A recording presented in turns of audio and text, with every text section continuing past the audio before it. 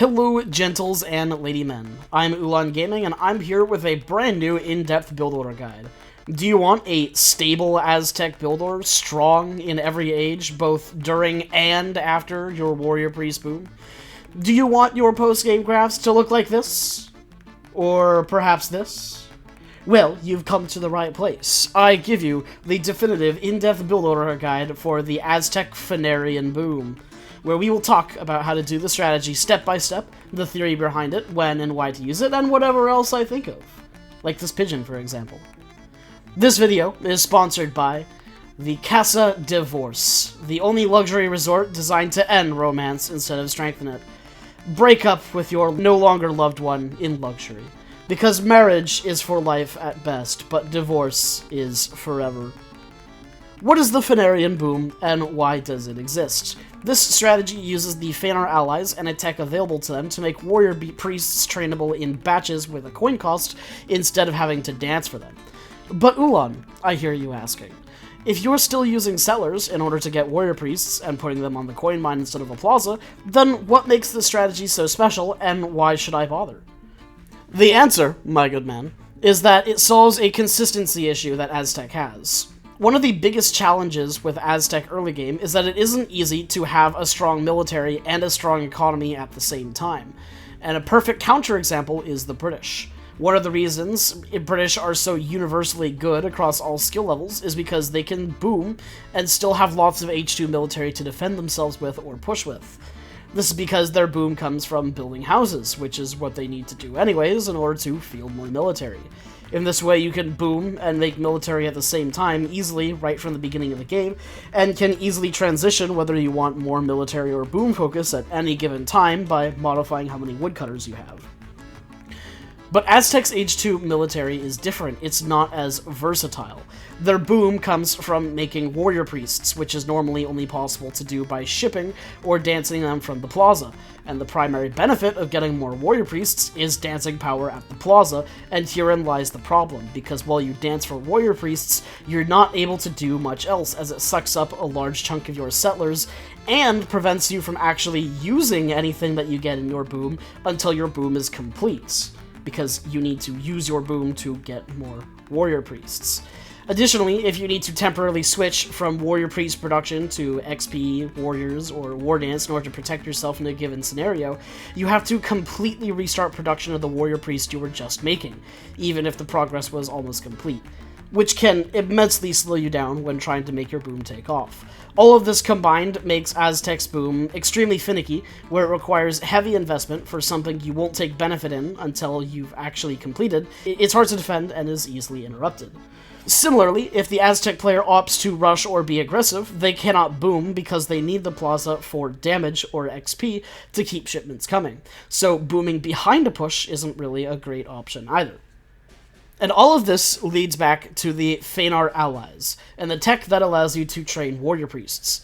By priest booming through coin mines instead of dancing, we're able to use our settlers to boom without ever having to set our plaza to warriors priest production, allowing us full use of the plaza the entire time we boom. This means we can maintain XP generation constantly, or do a war dance, or make warriors to defend the town without ever having to stop the boom. In addition, because we are collecting coin, we can use some of it to afford military and easily transition seamlessly from our boom to military production. This ends up resulting in a powerful defensive Aztec boom most players would be very hard-pressed to break into, that also has a strong later H2 push and easily transitions into the late game, all while getting more shipments than Heavy has nicknames in my Dark Souls 3 modded run.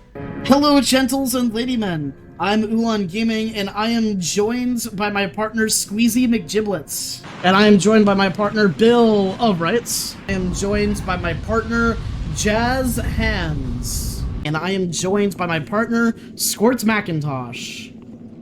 Squirts Macintosh. Please, go watch it. I put so much effort into editing them, and they're so much fun. It's hard to express how solid this strategy feels, but I can give it a shot with this. I normally struggle against bots, because my standard play is not very good, since a lot of my strategies are focused on the unexpected and unorthodox and fooling my opponents to make up for the raw skill gap. which is half the reason my channel is interesting, I happen to think. I have strong game theory and build order making powers, but often struggle in raw APM and skill against higher level players. As such, bots who always play standard and can't really be tricked or fooled by my usual strategies tend to have a leg up on me, and I actually have a low success rate against extreme AI despite having 1350-100 elo. I usually play against hardest over extreme, and find that that's a little too easy by comparison, and I win with not too much effort. That said, I playtested this strategy using extreme AI and had lots of success with Aztec, mind you, so take with that information what you will. A couple disclaimers before we get into how to actually do this build order. First off is that this build order, much like Tom Cruise's jeans, is extremely tight, and it has lots of moving parts. You need to be ready and on your toes and very watchful of your economy at all times. This is a fast-moving build order. Second, and the much, much bigger issue, is that you obviously need House of Phanar on the map for the tech. In terms of maps in the standard or team map pool that you're likely to come across, the three main maps that this strategy is possible on are Anatolia, Balkan Mountains, and Dnieper Basin.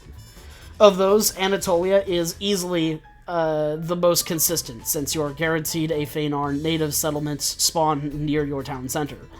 And it is on this map that most of the footage you see for the strategy was recorded from, and it's where I tested it.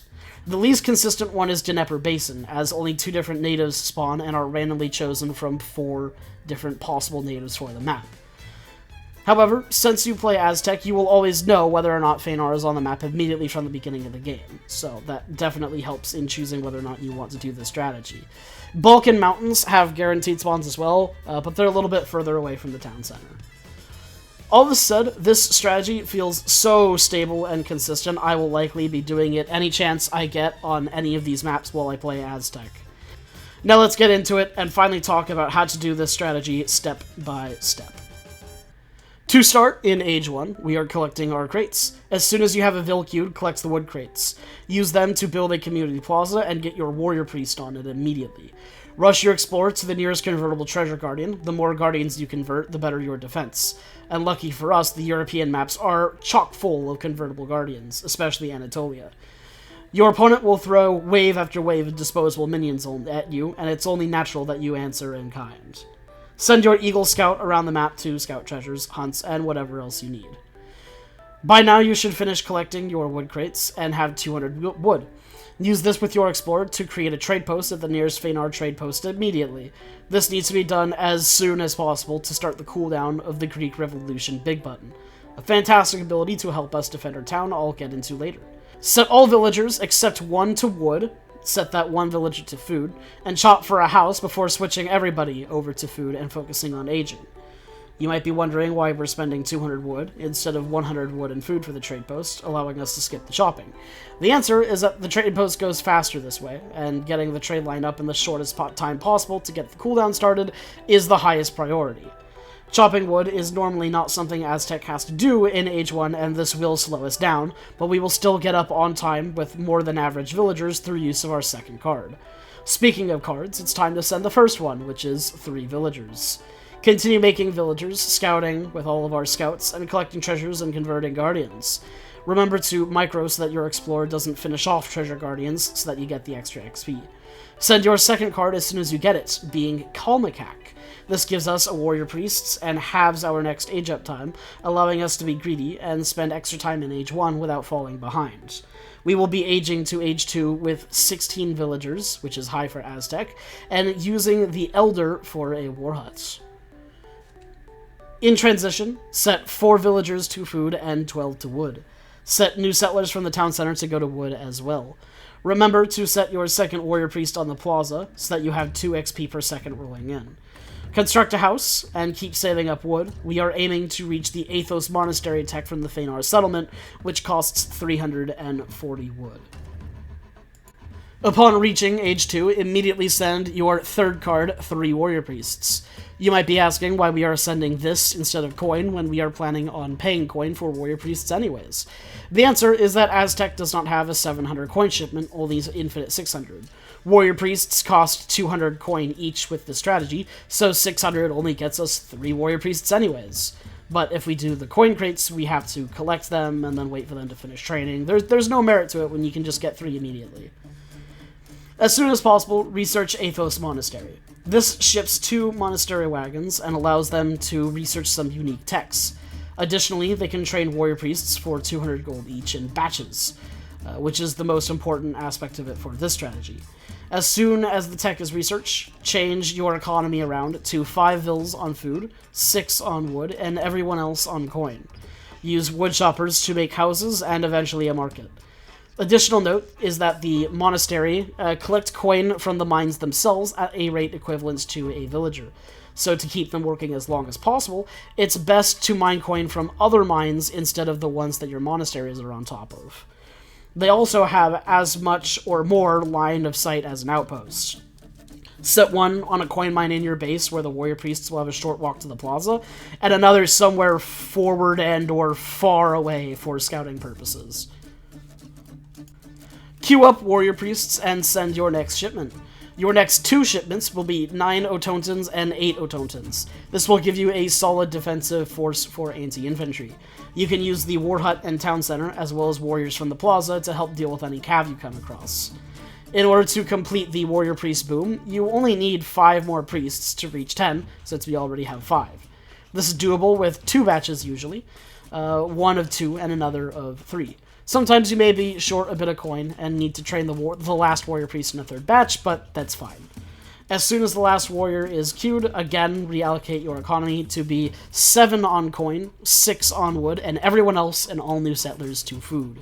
You'll be sending new settlers to food for the foreseeable future. If you are rushed or put under early pressure at any time during this boom, defend yourself with the slingers and fight under the War Hut and Town Center.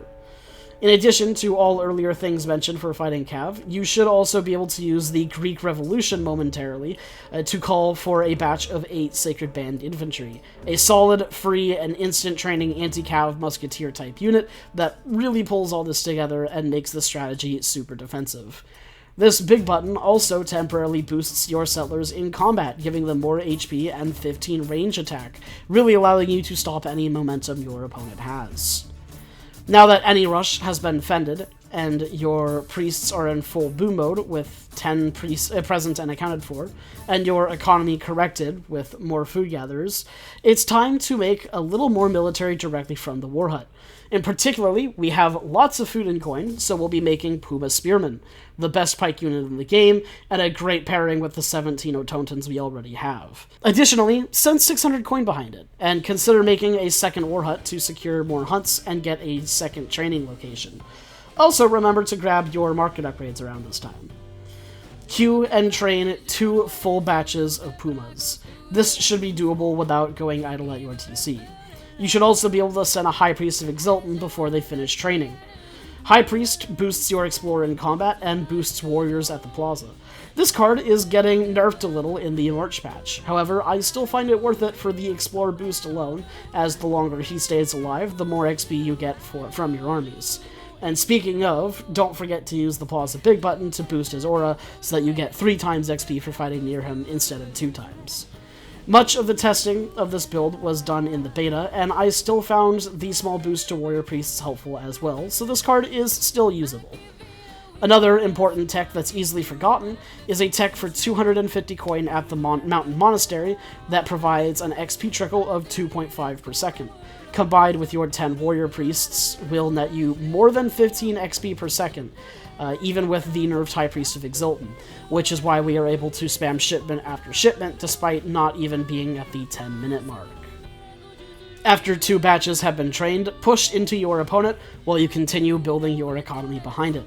If nothing has died this battle, your full army will include 10 Pumas, 8 Sacred Band Infantry, 17 Otonton Slingers, your Explorer, and whatever Guardians you've managed to convert, as well as any warriors you've made to defend yourself with.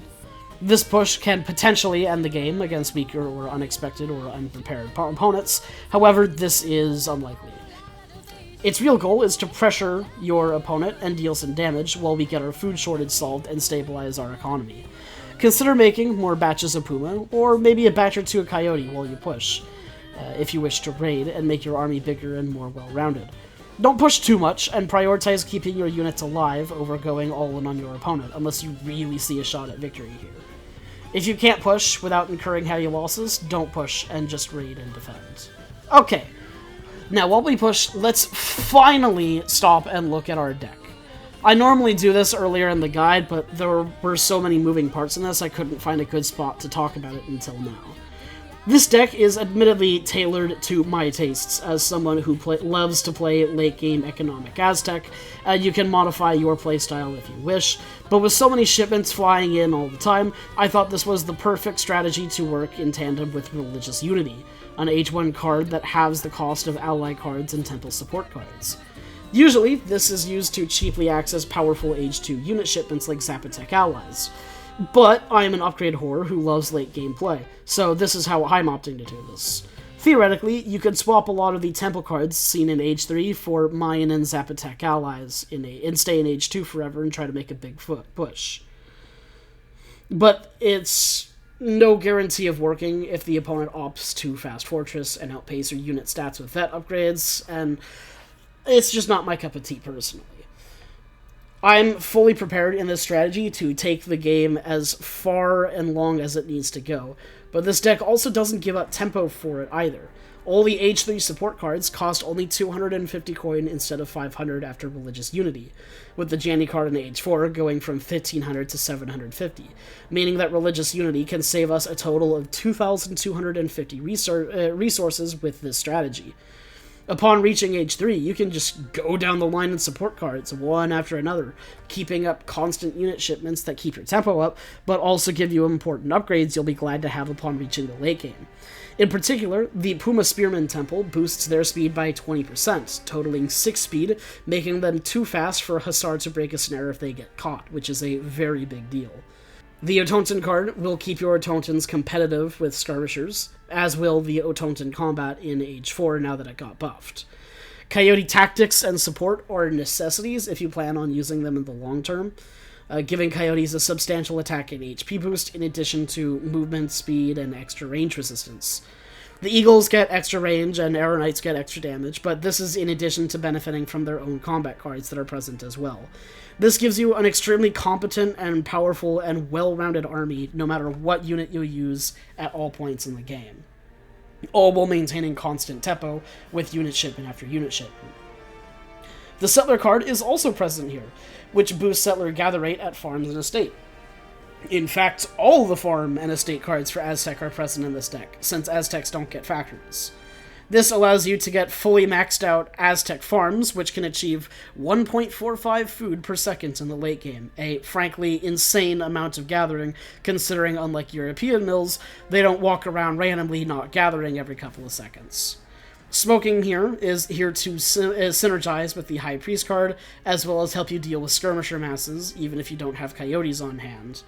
Aztec Mining allows us to train the entire Aztec military roster with food and coin, as well as massively boost coin gather by 40% gather rate and 20% yields. This card will put your economy in H3 into overdrive, and allow you to suck the map dry of coin mines in the blink of an eye. And Janny is here for the same reason as Smoking Mirror. Easy on-demand anti-skirm and artillery, even when there's no coyotes around. But we aren't H3 yet, so let's get back to the matter at hand. After a while of H2 pushing and fighting, you'll have plenty of cards to send. We'll be sending Religious Unity and Coyote Tactics behind our push, as well as your choice of either 1 or 2 more sends of 600 coin after that. Save the rest of your shipments to H3 and let them build up. When you reach around 20 villagers on food, start putting more settlers on wood and coin. Before long, you'll need to H3 for the need of spending your stack shipments, since it's too early to send the farm cards. When you need to age up to 3, you'll either have the resources for it right then and there, or be really close to it, and you should be able to afford it by buying the food with the surplus of coin you have from all the crate shipments. It happens pretty naturally, I find. I wouldn't worry about transitioning your economy into age 3 too much. We'll be aging up with the messenger for a 30-second age up. Alternatively, if you're feeling confident enough that you don't need the fast age up or want a greedier approach, you can age with the chief to give your explorer more HP and the swashbuckling attack. However, I generally recommend the fast age up here. Unlike the Skull Knight Fast Industrial, you're not nearly as reliant on your explorer to solo armies while you get your power spike, so the age 3 chief isn't quite as necessary and can be saved until ages 4 or 5. In addition, aging to 3 is the longest age, so the messenger is at its highest value. This is just a recommendation, however, you can do what you want. Upon hitting age 3, send a military support card followed by the settler support card. Pick whichever military support you need right away. I usually find myself doing Autontons or Coyotes first. Build a Noble Hut ASAP, and then research all the vet upgrades for your War Hut units, starting with whichever one you sense the first support card for. After the first 2 shipments, just go down the line in all the supports until all the supports are sent. Just make sure the settler one is your first or second card in age 3. Once you have all vet upgrades and a Noble Hut or 2, you can finally start saving for a second and third at Town Center.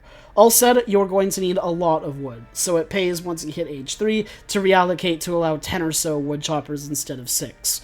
The market upgrades also do a lot.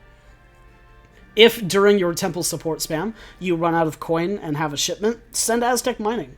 This will not only solve your coin problems, but also make all your military cost the same resources, and is a huge discount for Coyotes and Autontons that you can really feel in your soul.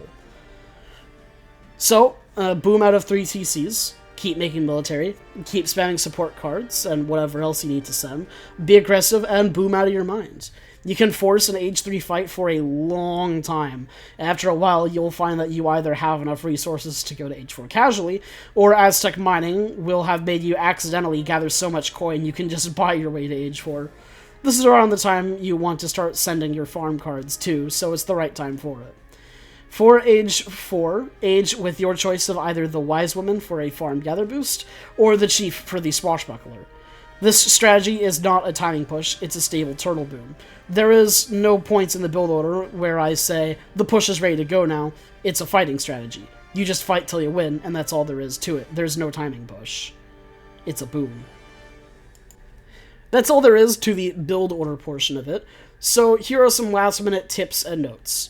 Of course, you should be using the War Dance with your massive army whenever you're in combat, but also don't forget you can abuse your Explorer by putting him in standard ground with the Heal Dance to take fire off your army and effectively make him immortal.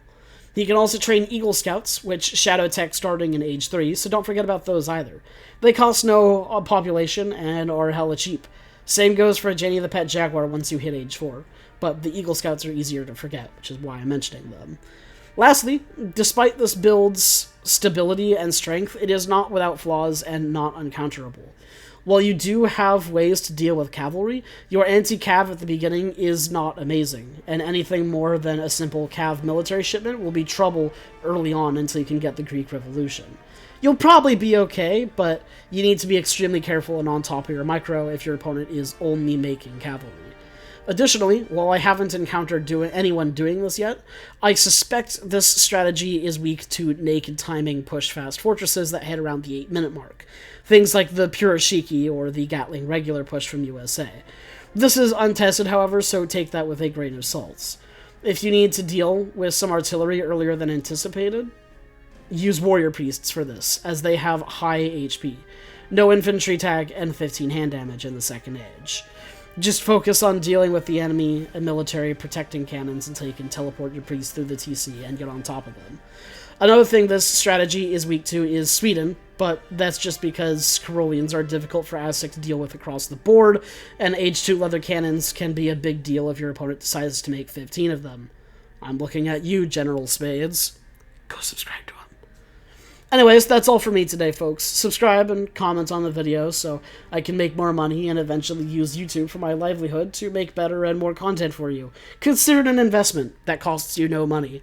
Have a great day, everybody, and goodbye. Aztec,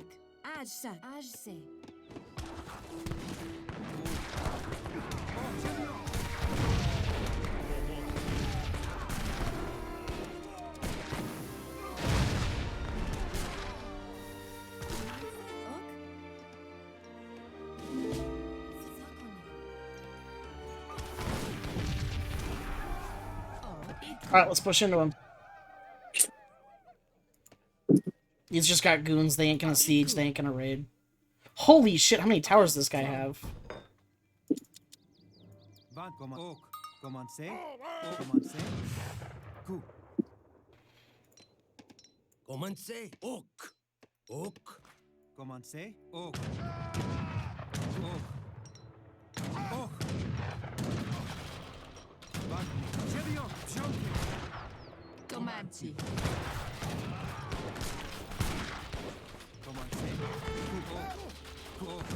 Chase with the Otontons, they have much higher movement speed than longbows. They can't really kite you. Alright.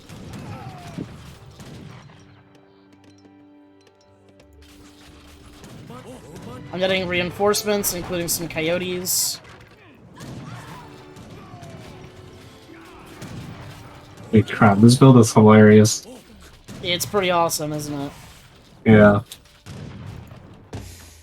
Alright, my explorer's back up. So my explorer's back up. I'm gonna start creating some more town centers. Okay.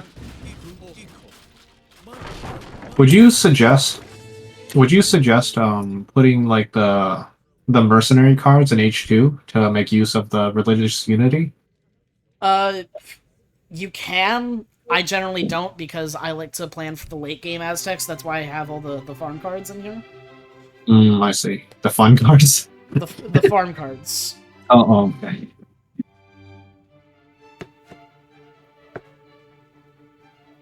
Yeah, it's pretty crazy. We held off we beat back a Falk push, which usually Aztec have a lot of trouble with. Well, I had Arrow Knights, so... Oh yeah, I didn't. I had like 8 Arrow Knights. I was also making Eagle Runner Knights, as well as the Coyotes, so... We had a really well-rounded roster.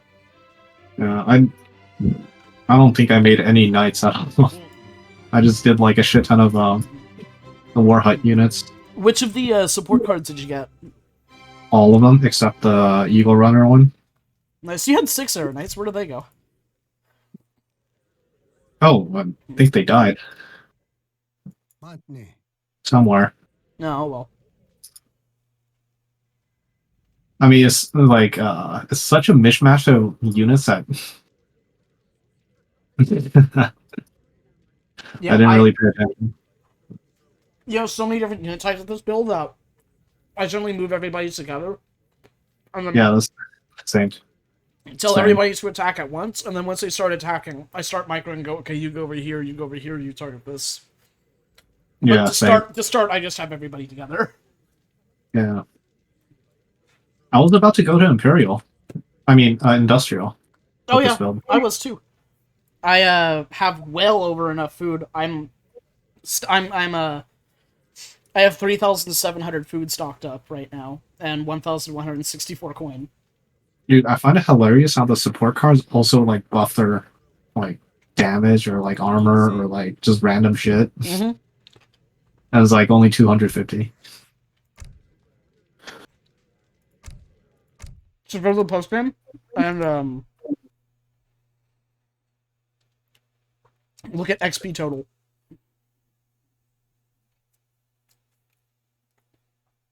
Where do you see XP? In the timeline. Oh. That's so funny. Where's the shipments? It's just below, I think. Holy crap, we had 14 shipments and the other guy had like 7. You had 15. I was just about to get my 15th. I was on the war dance for a long time, which is why you took it ahead of me for a little bit there. Yeah, one guy had 7 and we had 15. Dude, holy crap, this is crazy. I know, right? We literally sent half the deck. Yeah, this is how I play late game Aztecs. Is just you send everything.